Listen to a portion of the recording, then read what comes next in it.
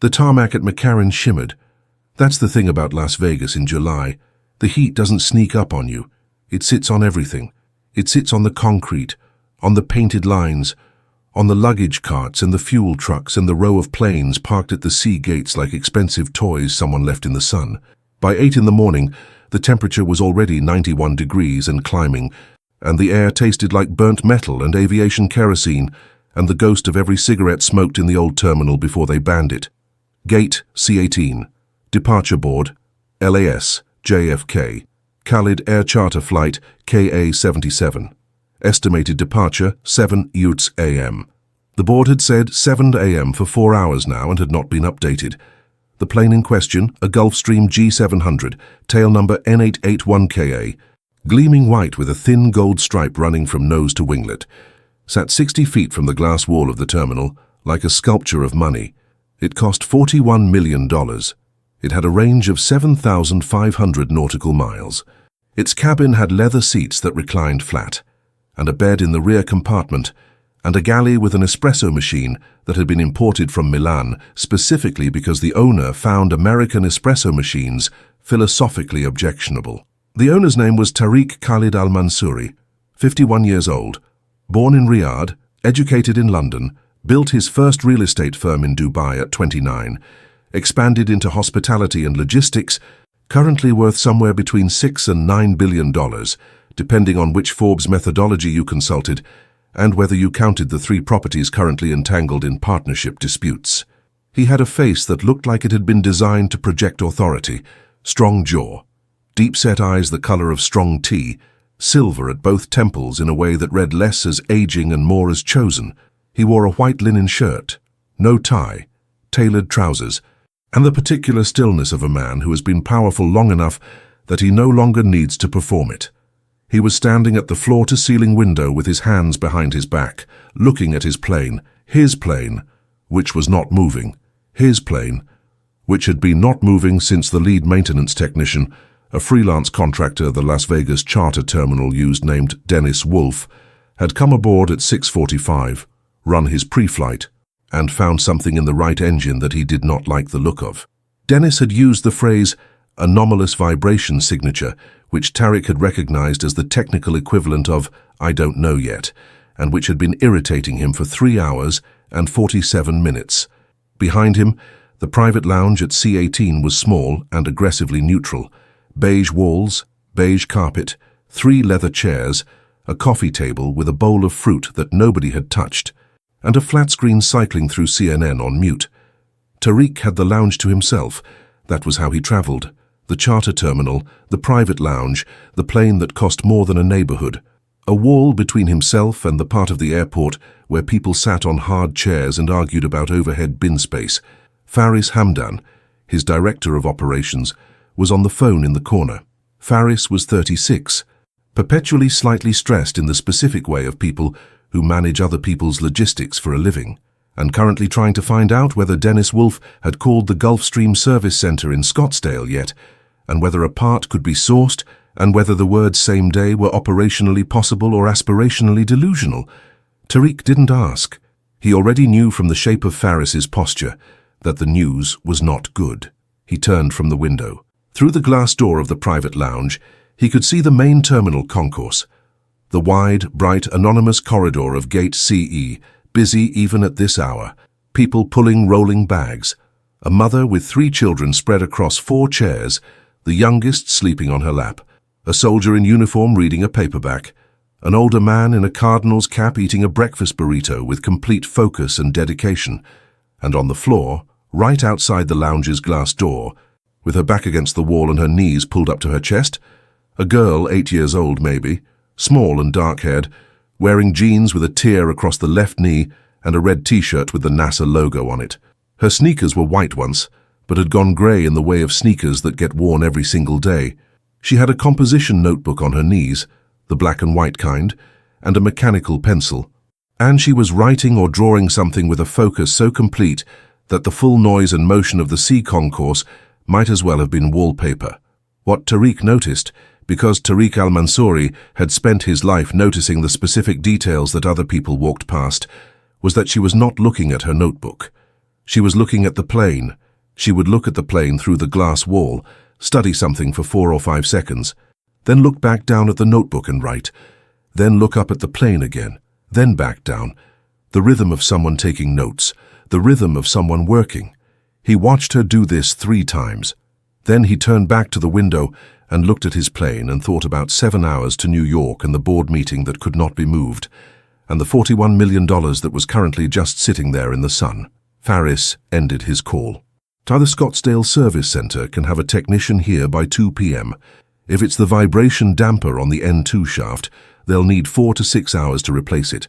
Best case, we're wheels up by 8 tonight. Tariq said nothing. I can get you a first-class commercial booking out of... No, Tariq said. Faris waited. Commercial is not the conversation. Tariq looked at his watch. It was a Patek Philippe. The watch had cost more than a house. I need to be in New York by 6 p.m.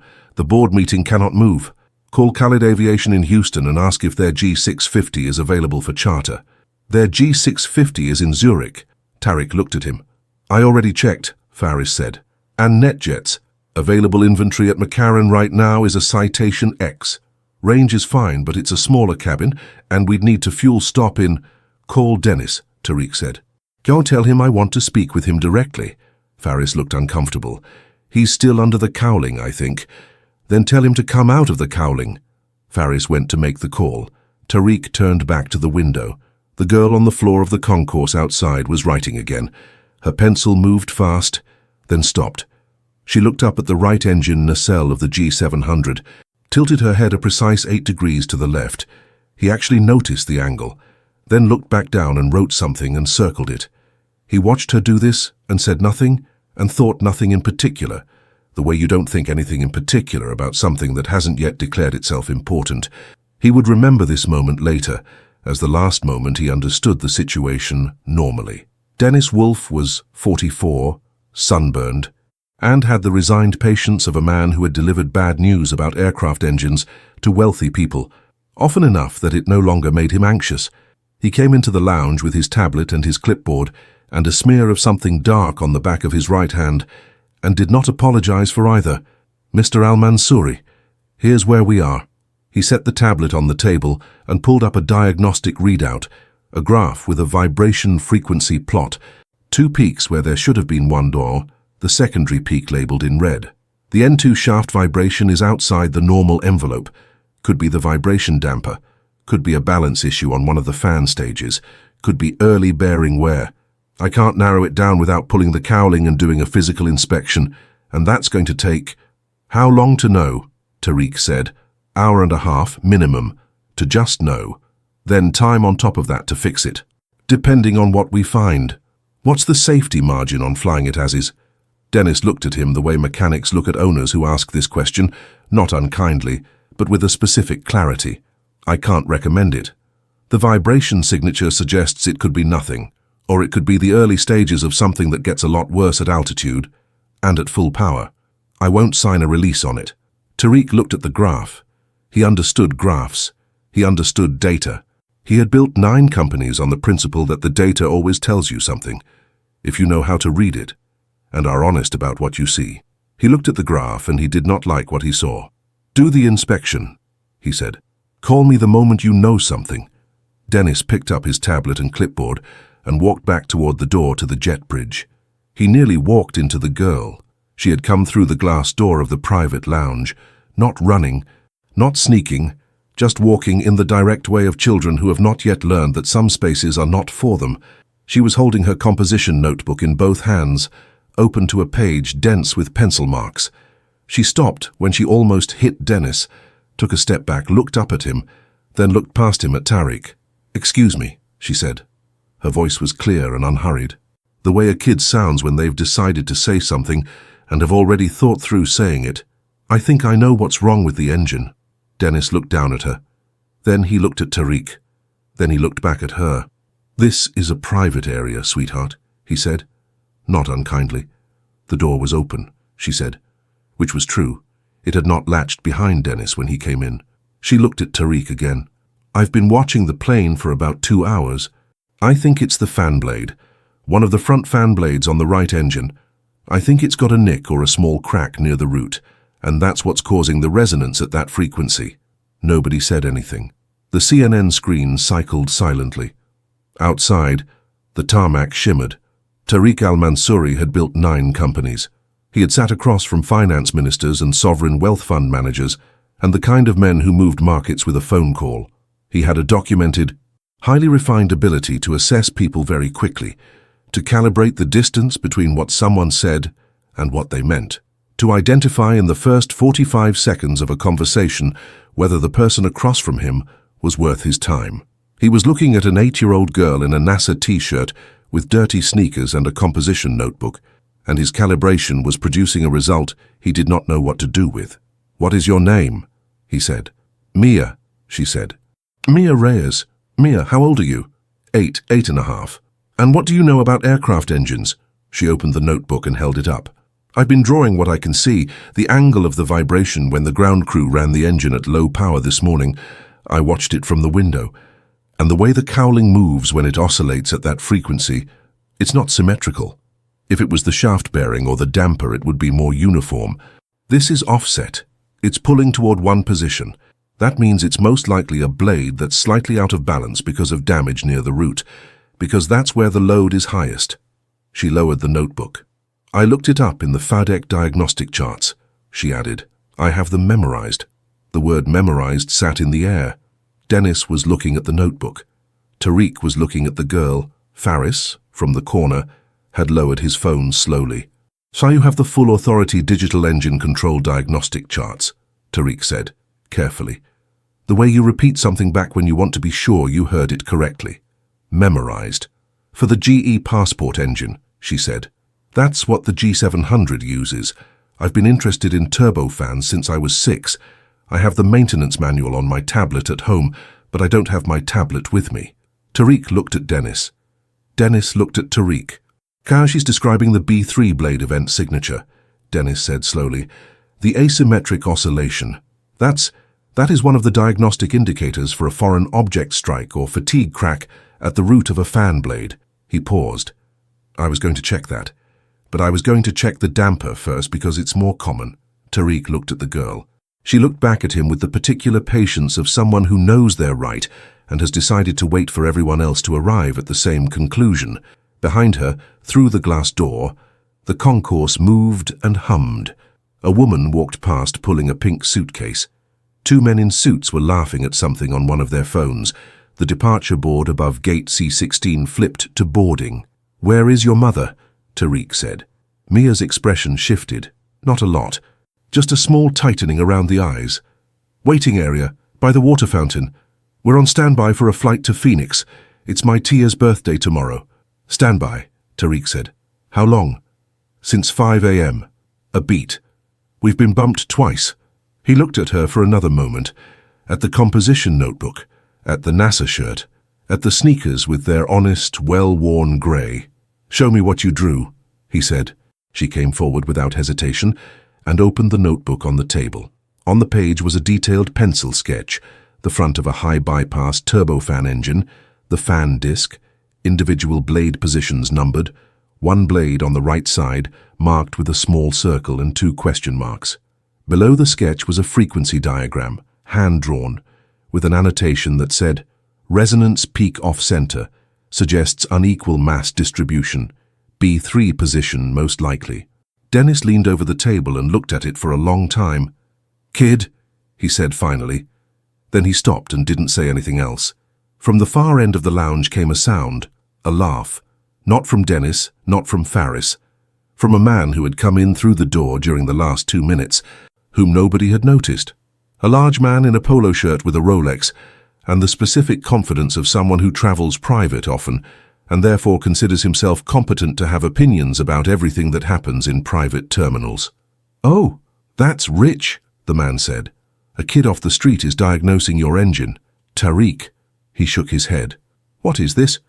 "Bring your daughter to work day." He laughed again. The laugh was the kind that wants company. It didn't find any. Mia Reyes did not look at the man. She looked at Dennis. "Will you check the B3 position first?" she said. Dennis checked the B3 position first. He was back under the cowling of the right engine at 9:42 a.m. with a bore scope, a flexible inspection camera the width of a pencil, threaded into the engine through the inspection port, his eyes on the screen of the handheld display unit, working his way around the fan disc, one blade at a time. Tariq was watching from the jet bridge door. He couldn't see anything useful from there. He was watching anyway. Faris was on the phone, again, working through contingencies. The Houston G650 was still in Zurich. He had found a NetJet Citation X available at Henderson Executive Airport, 40 minutes south, which could theoretically get Tariq to New York with a fuel stop in Indianapolis. He was holding this option the way you hold an umbrella when the sky is uncertain, not opening it yet, but keeping it close. In the waiting area by the water fountain outside Concourse C, Mia Reyes was sitting next to her mother on a plastic bench. Her mother's name was Carmen, 34 years old, small like Mia, dark hair pulled back, wearing a work uniform, the pale blue shirt and black slacks of a hotel housekeeper, because she'd come to the airport straight from an overnight shift. She had not slept. She'd been at work since 10 p.m. the previous night. She had a rolling bag between her feet and a phone that she was watching with the focused attention of someone waiting for news. And every few minutes she looked at the departures board, and the expression on her face was the specific arithmetic of someone doing constant triage between hope and logistics. She looked at her daughter. "You okay?" "Yeah," Mia said. "What were you doing over there by that door?" "Talking to someone about the plane." Carmen looked at her. Then she looked at the plane through the window. She had learned, in 8.5 years, that talking to someone about the plane could mean many different things when it came from Mia, and that the appropriate response was usually just to take note of it and wait. "Don't bother people," Carmen said. "I didn't bother anyone," Mia said. "I helped." Carmen looked at her daughter for another moment, then looked back at her phone. Mia looked at the plane. The borescope found the crack at 9:58 a.m. Dennis had the display on the small rolling cart beside the engine E, and when the camera reached the B3 blade and he adjusted the angle, what he saw was a hairline fracture running diagonally across the root section, approximately 18 millimeters long, in the exact position and orientation that would create an asymmetric vibration at the resonant frequency his diagnostic equipment had flagged. The crack was small. Under normal inspection, visual, with the cowling open, it was possible to miss it. With the borescope and with the camera at the right angle, it was unmistakable. He stared at it for 10 seconds. He pulled out his phone and called Faris. "Tell Mr. Al-Mansouri I found it," he said. The kid was right. B3 blade, root section, stress fracture. Tariq was still on the jet bridge when Faris relayed the message. He didn't react visibly. He stood with his hands behind his back and looked at the engine cowling and was quiet for a moment that lasted longer than his silences usually lasted. There was a specific quality to this silence that Faris had learned to read in 4 years of working for Tariq Al-Mansouri. It was not the silence of a man who was surprised by bad news. It was the silence of a man recalibrating, rerunning something, identifying where his model of the situation had been wrong and correcting it. "What's the repair timeline?" Tariq said. "Blade replacement. The Scottsdale team has a G700 fan blade in inventory. They're already driving out. Dennis called them when he started the inspection. They'll be here by noon. 4 hours to replace and certify. We're looking at wheels up around 5. Tariq looked at his watch. 5 p.m. departure. 7 hours to New York on midnight arrival. The board meeting was at 6 p.m. He would miss it. For a man who had not missed a board meeting in 11 years, this had a very specific weight. "Call the board," he said. "Move the meeting to 9 a.m. tomorrow. If anyone objects, I'll call them personally." "Yes, sir." "And Faris," Tariq turned. "Find the girl." Faris blinked. Mia. Find her and her mother. Bring them here." Faris hesitated 1/2 second, long enough for Tariq to notice. "Now?" Tariq said, not unkindly, just clearly. Carmen Reyes looked up from her phone when the man in the suit crouched down in front of her rolling bag and said, "Mrs. Reyes, my name is Faris Hamdan. I work for Tariq Al-Mansouri. He'd like to speak with you and your daughter." She looked at Mia. Mia looked back at her with an expression that said, "I told you." "What about what?" Carmen said carefully. She had the specific caution of someone who has learned that when powerful people want to talk to you, it is usually about something that benefits them more than it benefits you. About the plane, Faris said. Your daughter. He paused, as if deciding how to describe what had happened. She found a problem with the engine, a real one. A maintenance technician confirmed it. Carmen was very still. How she identified a stress fracture in a fan blade, Faris said. From the window, from outside the terminal. He met Carmen's eyes. Mr. Al-Mansouri wants to thank her. He also... Another small pause. He has a few questions. Carmen looked at Mia again. Mia was watching her with that specific patience. The same patience she'd had at the lounge door with Dennis and Tariq. The patience of someone who has already thought through the next several steps and is waiting for the world to catch up. Okay, Carmen said quietly. She stood up, took the rolling bag handle, and looked at her daughter. Mia was already walking toward the private lounge. Carmen followed. The man in the polo shirt with the Rolex had left the lounge by the time they came back. He had taken his carry-on bag and gone to find a coffee and not mentioned the 8-year-old or the engine again to anyone. Tariq was standing at the window. He turned when they came in. He looked at Mia first, then at Carmen. At the hotel uniform, the overnight shift exhaustion in her face, the rolling bag and the phone in her hand and the way she held herself between cautious and ready. Mrs. Reyes, he said. Ms., Carmen said. Not aggressively, just accurately. So Mrs. Reyes? He nodded once, accepting the correction. He looked at Mia. Mia, the mechanic confirmed what you said. The B-3 blade has a stress fracture at the root. If we had flown that plane to New York today, at altitude, at full power...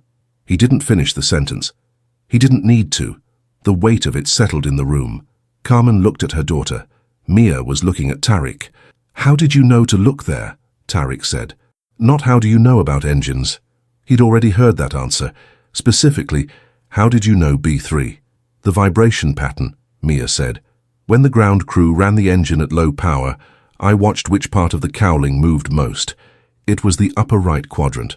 In the GE passport layout, the B3 blade sits in the upper right sector of the fan disc. So the force was coming from there. You watched the cowling move. The vibration translates through the nacelle. If you know the blade positions, you can map backwards from the vibration location to the likely source. She paused. It's like when something's off balance in a washing machine. It bangs on the side where the heavy thing is. The room was very quiet. Faris was looking at his tablet screen. He had stopped pretending to work on it. Tariq looked at Carmen. Where does she go to school? Carmen's jaw shifted slightly. It was a small movement, but it carried a lot. Public school, 6th and Mojave. What does her school do with her? Carmen looked at him. The question was direct enough that it required a direct answer, and she gave it without softening it. They put her in the same class as everyone else, because they don't have the budget for anything different. Her teacher is good. She does what she can. A beat. Mia reads on her own. She finds things on her own. I can't afford... She stopped. She finds things on her own. Tariq turned to look back out the window. The Scottsdale team's van was pulling through the service gate, white with a GE Aviation logo on the side. They were going to fix the plane that an 8-year-old had diagnosed from a terminal window with a composition notebook and a memorized diagnostic chart. He stood there for a moment. The heat outside was a solid thing. The tarmac shimmered and wavered and made the plane look like it was breathing. I have a meeting in New York tomorrow morning, he said. He was still looking out the window. I'm going to miss it. I have not missed a meeting of this importance in 11 years. He turned. The reason I am going to miss it is that a stress fracture in a fan blade was caught before my plane took off. He looked at Mia. By you. Mia waited. What do you want to be? He said. She answered without hesitating. An aerospace engineer or a test pilot. I haven't decided which. 4 months later, on a November morning when Las Vegas had finally conceded to something resembling cool weather, 58 degrees warm, the sky pale and clean, the mountains to the west showing the first thin trace of snow on their peaks, Carmen Reyes pulled her 2009 Honda Civic to the curb outside the Nevada School of Engineering and Sciences Advanced Youth Scholars Building and looked at her daughter. Mia had a new backpack, navy blue, a small NASA patch sewn onto the side pocket. Tariq Al-Mansouri had not bought it for her. Carmen had. with 3 hours of overtime, because she wanted to be the one to buy her daughter's backpack. "Okay," Carmen said. "Okay," Mia said. "You have your lunch. I have my lunch. And you have Dr. Vasquez's number. I have Dr. Vasquez's number." Dr. Elena Vasquez was the director of the Advanced Youth Scholars Program, 47 years old, a former aeronautical engineer who had worked at Lockheed Skunk Works for 12 years before going into gifted education. She had received Tariq's call in August, with her usual professional caution. Wealthy donors calling about exceptional children was not unusual, and the motives were not always what they appeared to be. She had conducted her own evaluation of Mia independently, in September, with no one from Tariq's team present, and had then called Carmen directly. What she'd told Carmen on that call: "Your daughter's spatial reasoning scores are in a range I have never personally tested in a child this age. Her systems thinking approach, the way she maps causal relationships between components, it's not just pattern recognition. It's something more integrated than that. She thinks in systems the way some people breathe." Carmen had been in the parking lot of the hotel where she worked when she got that call. She had sat in her car for 11 minutes afterward and not driven anywhere. Now Mia was in the program. Saturday sessions had expanded to 3 afternoons a week. Dr. Vasquez had restructured the curriculum of the advanced section around Mia's pace, which she later described to a colleague as essentially meaning we stopped reviewing what she already knows and started giving her problems nobody has solved yet. The complication arrived in the form of a journalist. His name was Dylan Marsh, 29 DeBase, staff writer for a Vegas-based digital news outlet called Desert Current that had 11,000 Twitter followers and ambitions that outpaced its reach. Someone had talked, not Carmen, not Mia, not Dr. Vasquez, but someone in the orbit of the C terminal at McCarran who had seen or heard something about a billionaire's plane and a kid from the standby line and a stress fracture. The story, by the time it reached Dylan Marsh, had the basic shape of something viral. His article ran on a Tuesday: "Arab billionaire's private jet grounded, thanks to 8-year-old from Las Vegas public school." The question mark was doing a lot of work. The article was not malicious. It was not inaccurate, but it had been written for clicks, and for clicks it needed color, and the color it chose was the contrast: the G700, the $41 million, the gold stripe, the Milan espresso machine on one side, the NASA t-shirt, the dirty sneakers, the overnight shift mother, the standby line on the other. The article was nominally about Mia's intelligence. What it was actually about was the image of those two things next to each other. Within 48 hours, it had been picked up by 3 larger outlets. Within a week, Carmen's phone number had been found, and she was receiving calls from TV producers. Carmen did not call any of them back. What she did do, on a Thursday evening, was sit at the kitchen table of their apartment on Boulder Highway after Mia had gone to bed and look at her phone and feel the specific vertigo of a situation that has moved beyond your ability to direct it. She was tired. She was always tired. She had a daughter who could diagnose aircraft engine failures from a terminal window, and she had $17 in checking until the end of the month, and she had journalists calling, and she didn't know what the right thing to do was. She called Tariq's number. He answered on the 3rd ring. It was 10 p.m. She had called a billionaire at 10 p.m., and he had answered, "Ms. Reyes." "Did you see the article?" she said. "Yes." "Did you talk to the journalist?" "No." "Someone did." "Yes." "I'm looking into who." A pause. "Are you all right?" She opened her mouth to say yes, and what came out instead was silence, and the silence went on for long enough that it said everything the yes would have avoided. "I don't know how to manage this," she said finally. "I don't want Mia to be a story. I don't want her to be the poor kid and the rich plane. I want her to be a person who's learning things and getting smarter and—" She stopped. "I understand," Tariq said. "Do you?" The question was harder than she'd intended it to be. It landed in the silence between them, and she felt, for a moment, the full weight of the distance. His $41 million plane and her Honda Civic and the Boulder Highway apartment and all the arithmetic of those distances. "I think I do," he said, carefully. "I was not born wealthy. I built what I have. And I know that the moment you become a story, the moment someone else starts telling it, you lose something that is very difficult to get back." A pause. I should have been more careful about who knew what. That was a failure of my people and I take responsibility for it. Carmen said nothing. What do you need? He said. I need people to stop calling my phone. I'll have my communications team issue a statement. It will be factual and brief, and will decline any further comment on Maya specifically. It should reduce the press attention within a week. Okay? And Ms. Reyes? Yeah. I want to make a proposal, not tonight, at your convenience, when you're ready to hear it, about Mia's education and what's possible, but I want to make it to you, directly, on your terms, and I want you to say no if any part of it doesn't feel right. Carmen looked at the table, at the $17 in checking, at the phone with its 13 missed calls from numbers she didn't recognize. Okay, she said again, and the word this time was softer, not a surrender, just a door staying open. Get some sleep, he said. She almost told him that was not realistic. She didn't. She said goodnight and hung up and sat at the table for a while in the quiet of the apartment. And in the room down the hall, her daughter was asleep with 3 aviation textbooks on the nightstand and a composition notebook on the floor where it had fallen. The crisis happened in February. It came from an unexpected direction, not the press, not the program, not any of the moving pieces that Carmen had been watching and managing with the vigilance of someone who has learned that things can go wrong in the specific second you stop watching them. It came from the school district. A formal review had been requested by the district's gifted and exceptional students office, triggered by a complaint, procedural, bureaucratic, arriving in a manila envelope, alleging that Mia's enrollment in the Nevada School of Engineering and Sciences Advanced Youth Scholars Program had bypassed the district's standard gifted evaluation process and that the program may have been influenced by outside financial relationships. The complaint had been filed by the parent of another child who had been waitlisted for the same program. The review would determine whether Mia could continue. Carmen found out about it on a Monday from Dr. Vasquez, who called her at 7 a.m. before Mia left for school.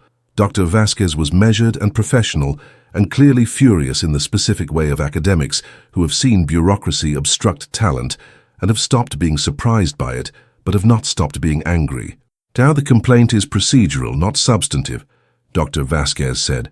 They're not questioning Mia's ability, they're questioning the intake process.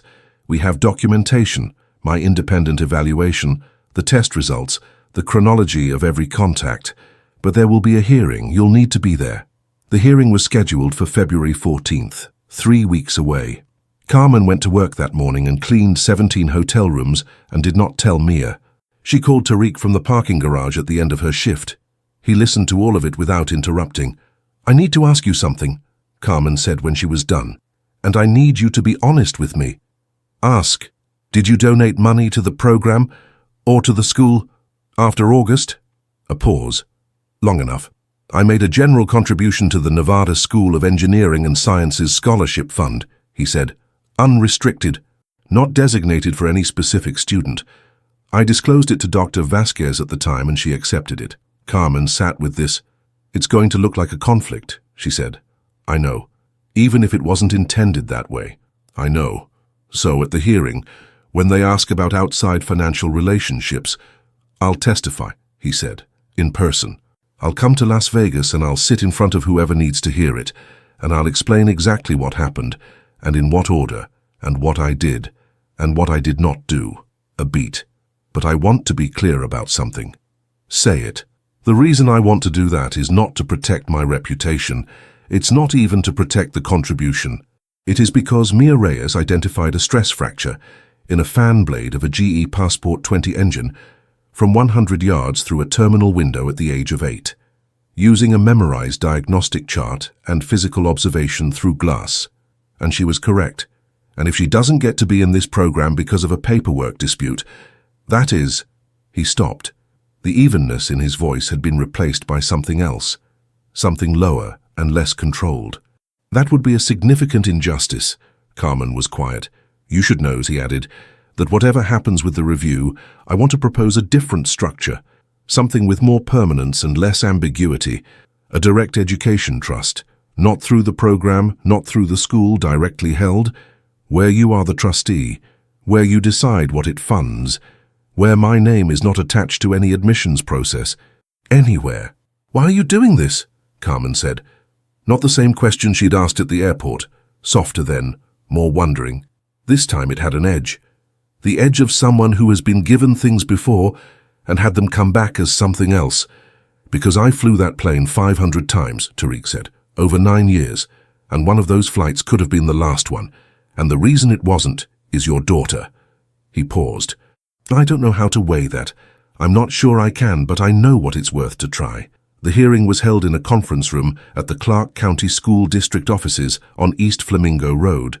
Beige walls, a long table, a projector that someone had trouble getting to work for the first 6 minutes. 7 people on the district side, 3 chairs on the other side of the table. Carmen sat in the center chair. Dr. Elena Vasquez sat to her right. Tariq al-Mansouri sat to her left. He had flown in from Dubai the previous night. He was wearing a dark suit. No jewelry, no watch visible. He looked exactly like what he was, a man who had decided this mattered enough to be present for it, and the district panel, to their credit, treated him with professional neutrality that neither deferred to his wealth nor postulated against it.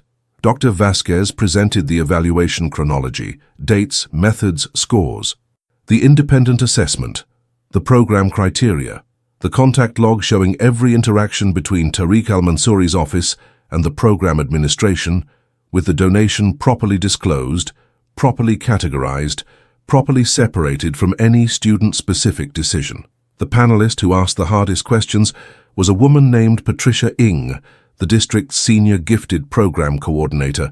50s, serious, had been doing this for 22 years, and had seen gifted program admissions used as tools by wealthy parents, often enough to be legitimately skeptical of influence. She asked Tariq directly, "Mr. al-Mansouri, was your donation to the Nevada School of Engineering connected in any way to Mia Reyes's enrollment in the program?" "No," Tariq said. "Were you aware, at the time of the donation, that she would be applying?" "I was aware that she had been evaluated by Dr. Vasquez independently. I was not part of any admissions process, and I made no inquiry about any admissions decision." Patricia Ng looked at him for a long time. Then she looked at Carmen. "Miss Reyes," she said, "I want to ask you something separate from the procedural question." A pause. "How is your daughter doing in the program?" Carmen took a breath. She stopped. Started again.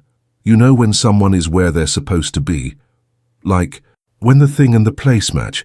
She comes home and she eats dinner and she goes to her room and she works until I make her stop. She's not doing it for anyone else. She found where she's supposed to be." Carmen looked at the table, then back up. "I've been watching her my whole life. I have never seen her like this." The room was quiet. Patricia Ng wrote something on her notepad.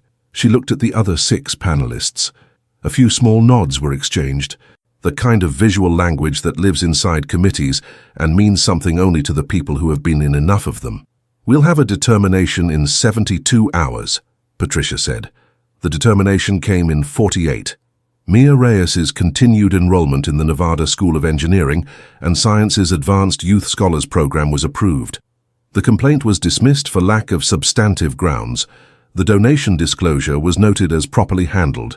Tariq flew back to Dubai that evening. Carmen drove home on the 95, the Las Vegas skyline sliding past to her left in the late afternoon light.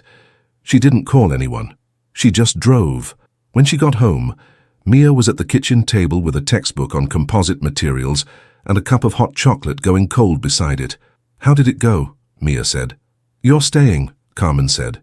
Mia nodded. She had known. She always knew. "Thanks, Mum," she said.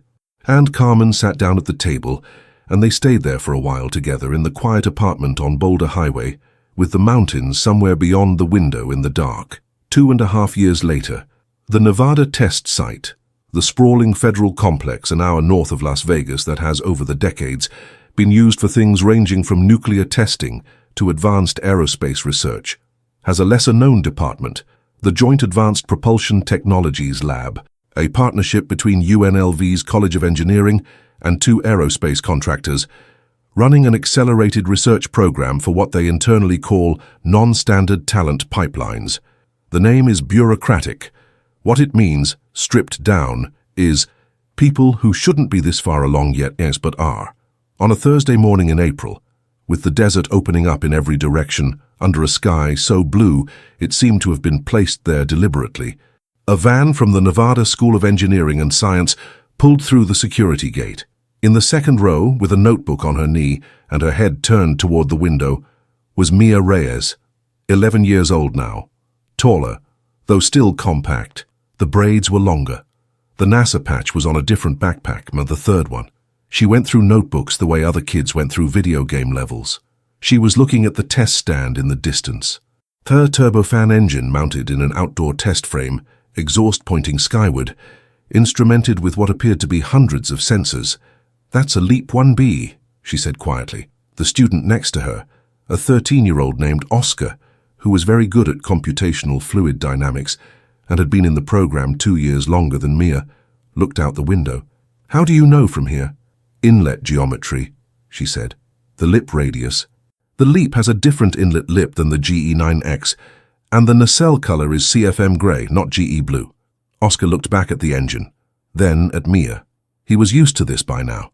He had been used to it for about 14 months, which is how long it had taken him to stop being surprised and start just taking notes. Dr. Vasquez had redesigned the program's advanced track twice to keep up with Mia.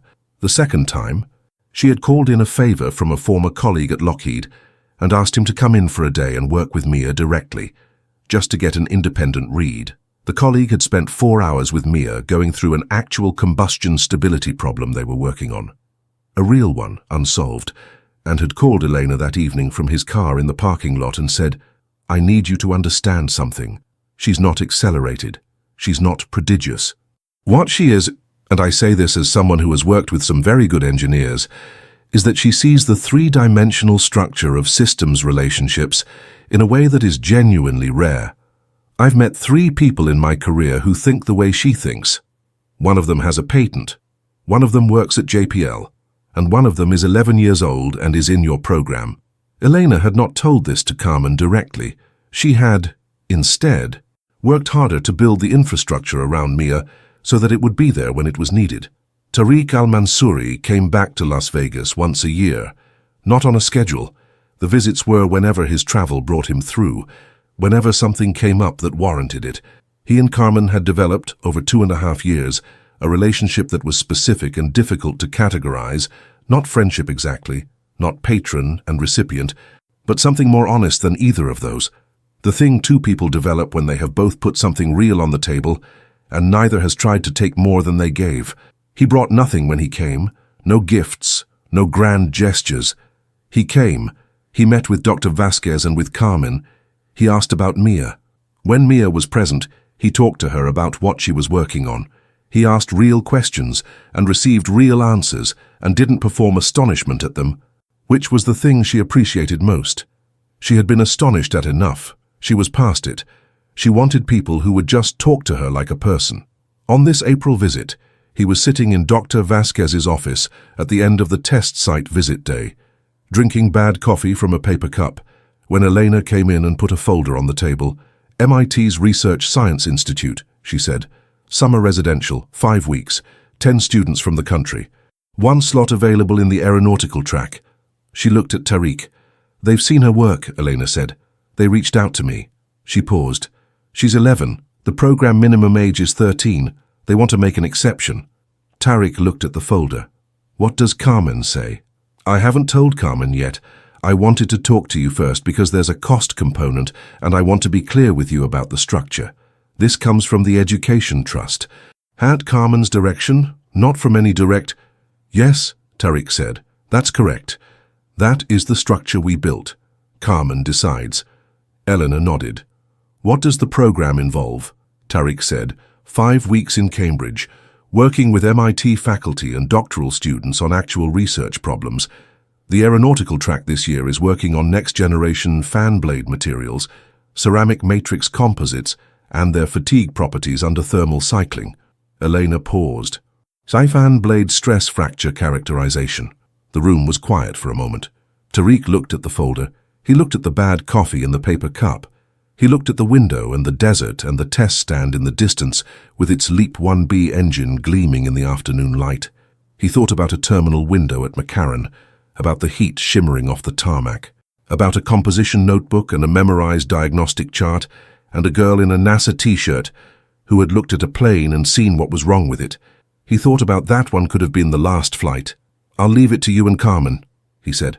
Carmen said yes on a Sunday evening after she had sat with it for 4 days. She said yes because Mia had sat across from her at the kitchen table on Saturday and said, very quietly, "I want to go. I want to work on the composites problem. I've been reading about ceramic matrix fatigue, and there's a gap in the current literature on thermal gradient effects in the 3rd stage, and I think—" And then she had stopped and looked at Carmen with something in her face that was not the patient certainty she usually wore, but something rarer, something younger, something that needed to be told yes.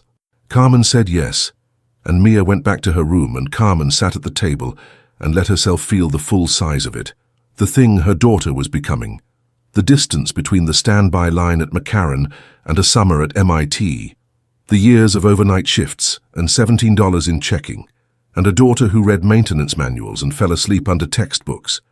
And then she got up, washed her coffee cup, and went to work. On a morning in June, Mia Reyes walked into the building at 77 Massachusetts Avenue in Cambridge with a navy backpack and a new composition notebook, the 7th one, and 3 textbooks she had pre-read on the plane, with margin notes dense enough that the MIT faculty advisor who met her at the door, a professor named Dr. James Okafor, who studied materials failure and had a 2019 AIAA Best Paper Award on the wall of his office, looked at the margin notes and then looked at Mia and then said, without ceremony, "Good. I need someone to argue with me about the thermal gradient hypothesis. Everyone here agrees with me too quickly." "I don't agree with you," Mia said, setting the textbook on the table. "The thermal gradient hypothesis assumes uniform heat flux across the blade route, which doesn't account for the local combustion dynamics in the 3rd stage. I've been thinking about it since March." Dr. Okafor looked at her for a moment.